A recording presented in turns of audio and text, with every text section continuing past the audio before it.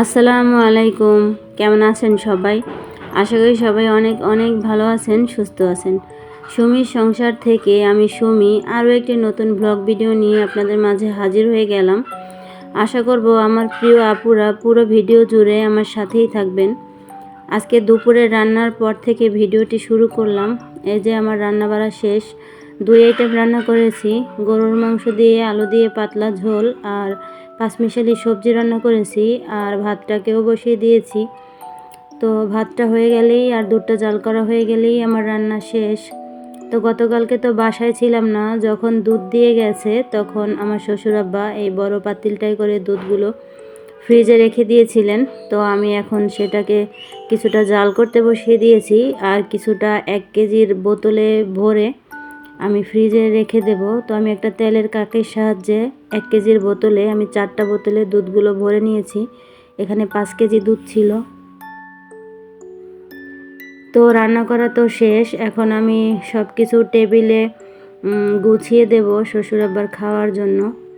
তো আমার মেয়েকে চিংড়ি মাছ ভাজতে দিয়েছিলাম, সেটা সে খাবার টেবিলে বসে বসে ভাজছে। রান্না বাড়া তাড়াতাড়ি শেষ করার কারণ হলো আজকে একটু বাড়তি কাজ করব। তো এই যে দেখতে পাচ্ছেন আমি কিছু ফুলকপি বের করে নিচ্ছি। এই ফুলকপিগুলোকে আমি ফ্রোজেন করব। তো সেজন্যই একটা ডালার মধ্যে নিয়ে নিচ্ছি, এগুলোকে এখন কেটে নেব। তো আপনাদের ভাইয়াকে বলেছিলাম অল্প কিছু ফুলকপি আনতে, সে এখানে 10টা ফুলকপি এনেছে। তো ফুলকপিগুলো একটু বেশি ফুটে গেছে, তো সেজন্য ভাজি করার জন্য এখন আমি এগুলোকে কেটে নেব, মানে ভাজি করার মতন কেটে তারপরে ফ্রোজেন করব আর কি।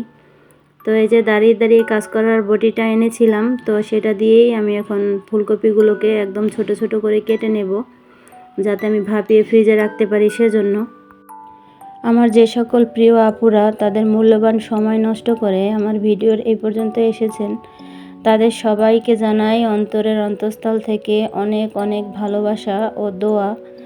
তো আমি কথা বলতে বলতে ফুলকপিগুলোকে কিন্তু একদম ছোট ছোট করে কেটে নিচ্ছি। আমার মেয়েকে দিয়েছিলাম চিংড়ি মাছ ভাজতে, তো সে এমনভাবে ভাজছে মনে হচ্ছে যে কোনো কিছু গবেষণা করছে। তো টেবিলে দুধটা আনা বাকি ছিল, দুধটাকেও নিয়ে আসলাম। আর আজকে ফ্লাক্সে গরম পানি রাখা হয়নি, তো আমি পানিটাকে গরম করে নিয়েছি।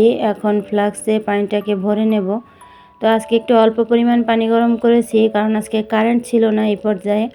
আমি যেহেতু কারেন্টের চুলায় বেশিরভাগ রান্নাবাড়া করি, তো কারেন্ট আসলে তখন আবার বেশি করে পানি ফ্লাক্সে রেখে দেব। তো ফ্লাক্সের মুখটা বন্ধ করে দিলাম যাতে পানিটা ঠান্ডানো হয়ে যায়, আর সুইচটাকেও বন্ধ করে দিলাম।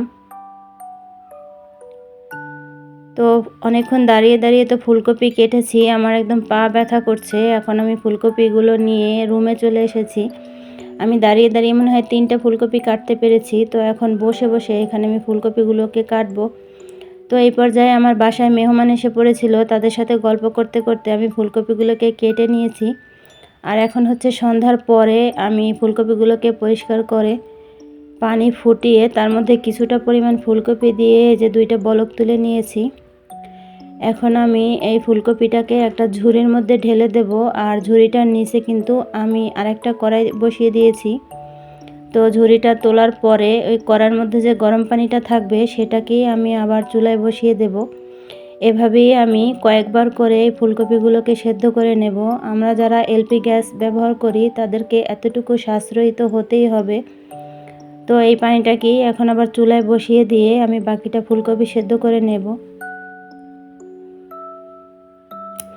এখানে কিন্তু আমি অনেকগুলো ফুলকপি সেদ্ধ করেছি, তো নিজেও খাবো, আবার অন্য আশেপাশে যারা আছে তাদেরকেও কিছু দিয়ে তারপরে খাবো। তো সেই পানিটার মধ্যেই আবার কিছুটা পরিমাণ ফুলকপি দিয়ে দিলাম, অল্প অল্প দিয়ে সেদ্ধ করব আর কি।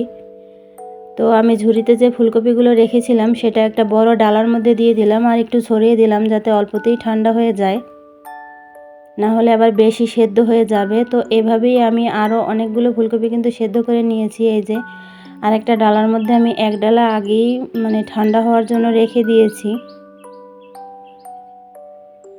তো এগুলোকে এখন প্যাকেট করব। তো আমি এখানে 10টা ফুলকপি কেটেছি, এখান থেকে আমি 8 ভাগ করব আর কি। তো ভাগ করার সুবিধার্থে একটা চামিচ নিয়েছি, এখান থেকে আমি এখন প্রয়োজন মতন পরিমাণ নিয়ে ভাগ করব। আর এগুলোকে আমি আটার প্যাকেটের মধ্যে রাখবো। তো সবসময় যে আটাগুলো ব্যবহার করি সেই আটা খাওয়ার পরে প্যাকেটটা যে থাকে সেই প্যাকেটটাকে কিন্তু আমি ভালো করে ধুয়ে পরিষ্কার করে রেখে দেই। এই যে সেখান থেকে আমি নিয়েছি। এখানে পোলার চালের প্যাকেটও আছে, যখন যেটাই থাকে সেটাই রেখে দিই। পরবর্তীতে মাছ অথবা এরকমের কাজে লাগানো যায়, মাছ ফ্রিজে রাখতে আর কি। তো আমি সবগুলো প্যাকেট কিন্তু ভরে নিয়েছি, আর প্যাকেটের মুখগুলো আমি পিন আপ করে দিয়েছি। এতে করে ফুলকপিগুলো আর বের হওয়ার সম্ভাবনা থাকবে না। আর এই ফুলকপিগুলোকে আমি কিন্তু একটা পলিথিনের মধ্যে ঢুকিয়ে এক জায়গায় করে রাখবো, যাতে ব্যবহার করার সময় খুঁজে পেতে সমস্যা না হয়। আর এরকমের ফুলকপি অনেকগুলো রাখলে পরে যে খেতে অনেক ভালো লাগবে তা কিন্তু না। কিন্তু যখন ঘরে কোনো সবজি থাকবে না অথবা যখন ফুলকপির সিজন থাকবে না, তখন এরকমের কাটা বাছা সবজি যদি ফ্রিজে থাকে তো সেখান থেকে সহজে নিয়ে রান্না করতে কিন্তু অনেক ভালো লাগে। তো আমার আজকের ভিডিও এই পর্যন্তই। এতক্ষণ যারা আমার সাথে ছিলেন সবাইকে অনেক ধন্যবাদ। আপনারা সবাই ভালো থাকবেন, আমার জন্য দোয়া করবেন, আমিও আপনাদের জন্য দোয়া করব। আল্লাহ হাফেজ।